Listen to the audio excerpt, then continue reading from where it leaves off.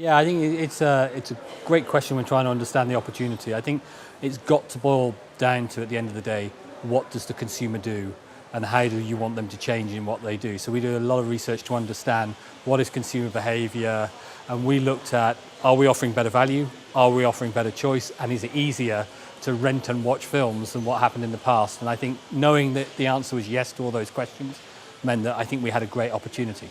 The challenge then was, how do we execute it and make it happen? And that's always the hard part, right?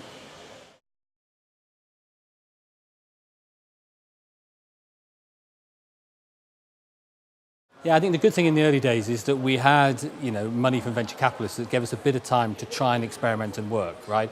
Because often, that's the hard time, getting through the valley of death, as I call it, when entrepreneurs start off is really hard to get through. So for us, just constantly experimenting, working with it, doing research, understanding how it worked was sort of the key at the very start. The other thing was also watching what else was going on in the market. There were similar types of businesses in the US, there were some businesses emerging, each of which had a slightly different twist on the same theme. So learning from other people's mistakes is also a lot easier than learning from your own.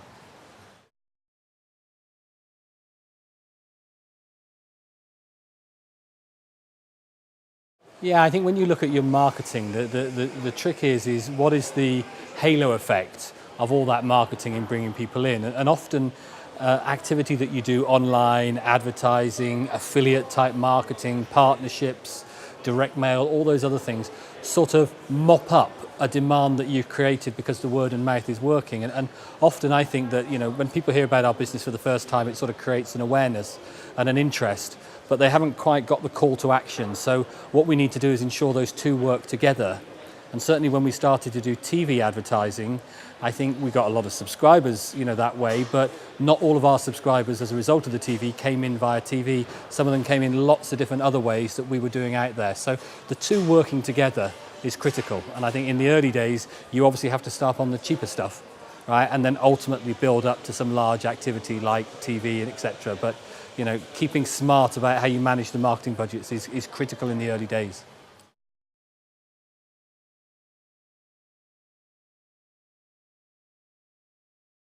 Yeah, so what we did in the early days is we looked at, were there partnerships, were there magazines that had readers that we could offer them a deal, and the deal we would end up paying them was based on how many subscribers we got rather than a fixed fee. So it's what I call variable marketing rather than fixed fee marketing. And the more of that stuff meant that actually you weren't liable for big expenditure and not get many subscribers in. So being as variable as you can in the early days, looking for partnerships, looking for variable ideas. We did a deal at one stage with service stations on motorways where we had posters up, and we tried to do a variable deal where we paid them on the number of subscribers we had as a result of that, rather than actually paying for all the posters in the first place. So if you can be creative about the type of promotions you do, often you'll be surprised at what marketing you can do in the early days.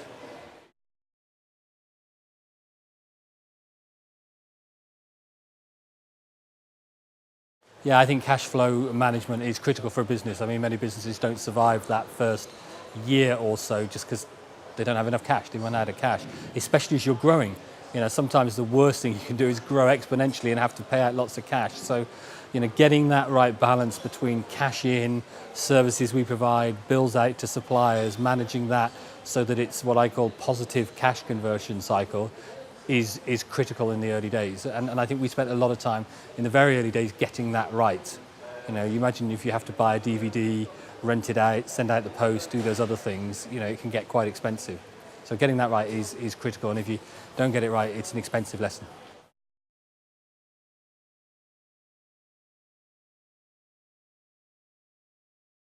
I think you just have to manage those relationships like you would anything else, right? You have to be open, honest.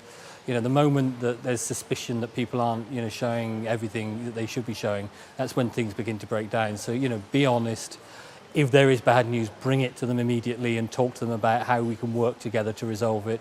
If there's great news, sharing the success together and then making that work. And, I can't fault the VCs. They backed us all the way, all the time.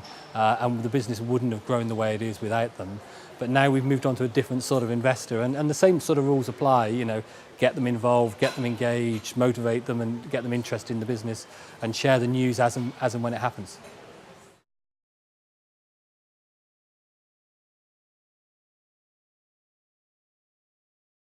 I think it's a lot of it is the confidence you go into the relationship. If I think about the early days of Video Island and Love Film, we were able to do deals with Tesco and with Sainsbury's and WH Smith and these sort of people and Easy, even though we were a much smaller brand. And what we did is we borrowed some of their scale, size and brand reputation, if you like, in the early days. And so that was a conscious decision that we made. And as we built our own brand, we then said, actually, we don't need them as much.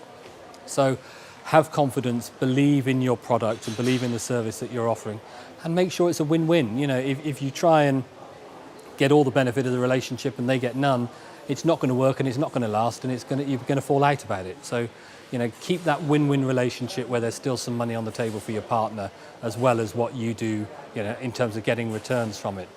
But when the time is right and the partnership has come to an end, don't be afraid to walk away from it.